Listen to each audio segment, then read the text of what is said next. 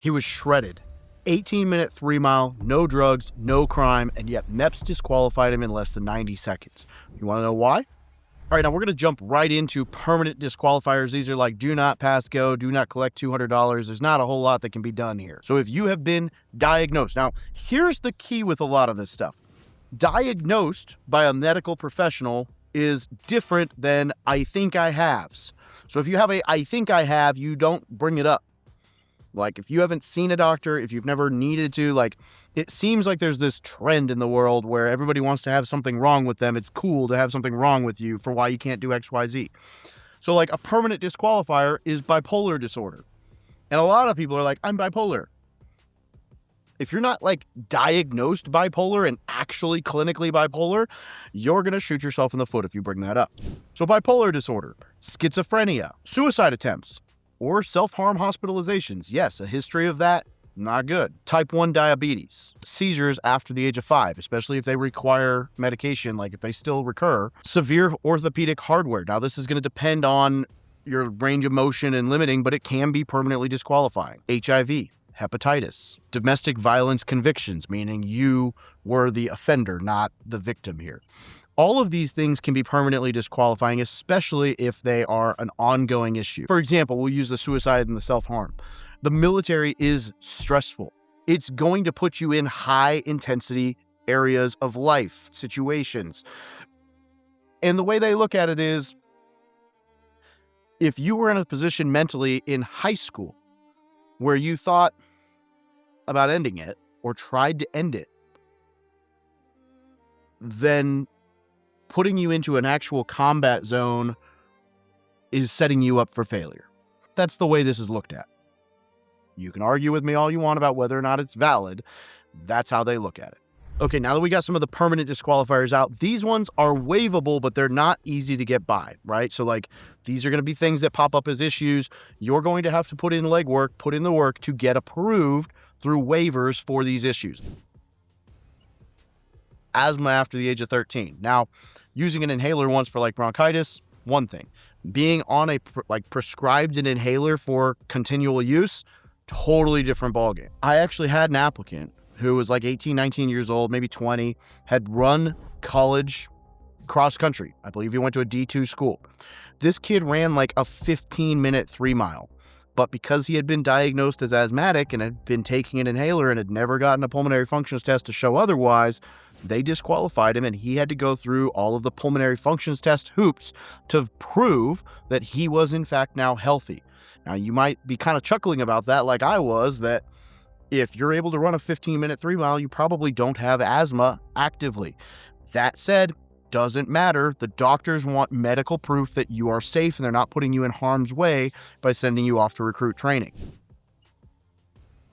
ADHD, anxiety, depression, those kind of fall into the same, not all of them, like the anxiety, depression kind of fall into the same realm as like the suicide, where they're like, dude, if you were so stressed out that you needed medication for this in high school, we're putting you into a more stressful situation, arguably. It's not a good situation. So they want to make sure that you were able to come off of your medication for ADHD, anxiety, depression, and function without it. So like for ADHD, for example, I believe it's after the age of 12, you can't have taken it for more than 2 years. You need to be off medication completely, and you need to be able to prove that you're functioning without it. Anxiety, depression, similar. Like you have to be off those medications for a significant amount of time. They're all going to vary. You have to have proof that you're functioning without it and you're okay for them to put you into that situation.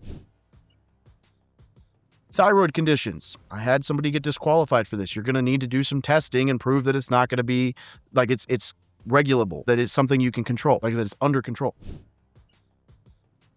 Eating disorders are case by case. It can't be an ongoing thing, obviously, but you know, it's going to depend on what the disorder was, how it affected you, how you got treated, and all that. Surgery with hardware. It's going to depend on the hardware. Like if you know, like I had a knee surgery a few years back and I have a permanent screw in my knee that does not affect my range of motion, my ability to lift, run, or anything else. In fact, I've run 2 half Ironmans since I had that surgery. That would not be an issue. But if I had, say, a pin in my wrist, like a screw in my wrist that did limit range of motion or was a temporary one and I never got it removed, so the procedure was never like finished, that's different, right? So it's going to depend on the hardware, like the severity of the hardware, if it was permanent or if it was temporary and you didn't get it removed, range of motion, functionality, and all of those things. High blood pressure. In fact, if you go up and pop positive for high blood pressure, which does happen because you're nervous at MEPS and all that, they will make you come back and you'll have to go take a test where they take your blood pressure a few different times and you have to prove that you're able to regulate it and have normal blood pressure, and then you can go back up and test again. Color blindness. Now, this one doesn't actually mess with you being able to join the military, but it will disqualify you from like 90% of jobs in the military, like electrician, for example. If you have major like credit or debt issues, like, bankruptcy, stuff like that, like really bad financial stuff, it doesn't necessarily disqualify you from the military, but it will affect your ability to get a security clearance, which limits the number of jobs you can qualify for. Foreign dependents, i.e. if you immigrated from another country, it's going to depend on what the relation of those dependents are and, what countries, right? Like, case in point, if your mom and dad live in China, that could be they're going to want some background, right? Like, is that someone that could be used to extort you? Could you be blackmailed? Could they be kidnapped? And like those are the thoughts that go into all this. And again, it can affect your security clearance. Now, if you fall into any of these groups for these like waivable things, you're going to need to pull medical records. You're going to want to be proactive. Ask your recruiter like, hey, I had asthma. I'm off it.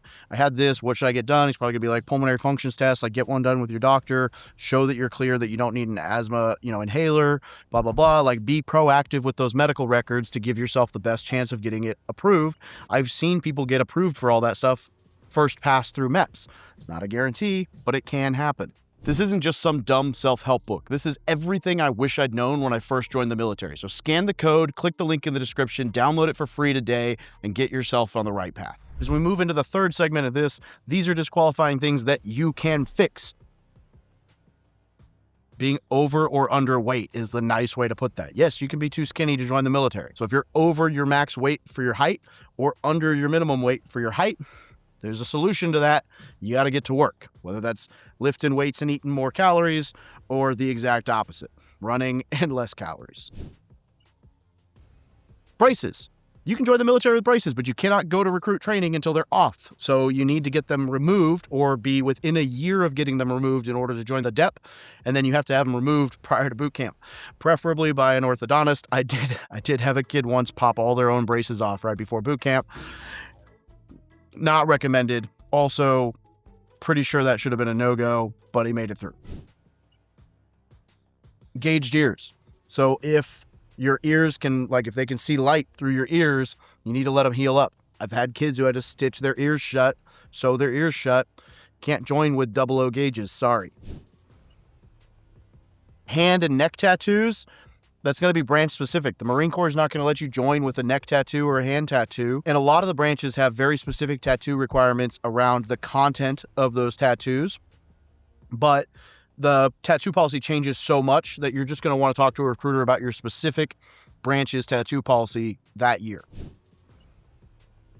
Minor criminal charges, right? Like DUI, maybe weed if you live somewhere where it's not legal yet. Any of those I don't want to call them little things, but misdemeanor offenses, you got to make sure you're off, like you've done everything for them. So let's say you get a DUI and you have 6 months of, probationary, whatever, and community service. I don't know. You got to have finished all that and be done with your sentence before you can actually go to boot camp. If you don't have a high school diploma and you have a GED, you have to get, at least for the Marine Corps, 15 college credits. Again, every branch of service is going to have some level of kind of criteria around that, but you've got to get a real copy of your diploma and or GED, and then any supporting evidence to show that you're educationally qualified for service. You can have too many dependents. Like some branches, so like the Marine Corps doesn't, like if you're going to join, if you're married with kids, that's one thing. If you're single with kids, that's a totally different ballgame.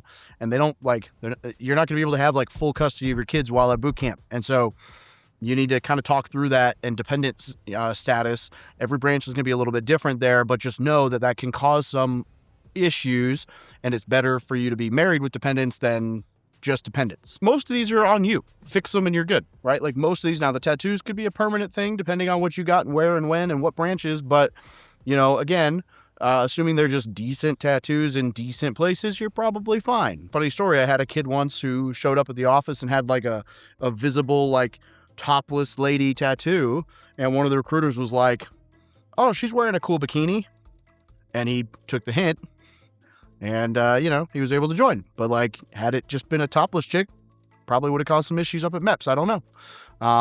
But like, you got to be kind of cognizant of what kind of things you're putting on your body, because the military does have standards for how they want to be perceived. Okay, now we're going to talk about some job killers. Now, these won't stop you from joining the military, but they can really hinder your job choices. Colorblind. I've got an entire video talking about this. This limits a lot of job opportunities. There's nothing you can do about it, unfortunately. Depth perception is the same thing. You can't be a truck driver if you can't tell depth, right? I mean, it makes sense, but like, those are both things you can't really do anything about, and they're not going to disqualify you from service, but they will greatly limit the jobs you can choose.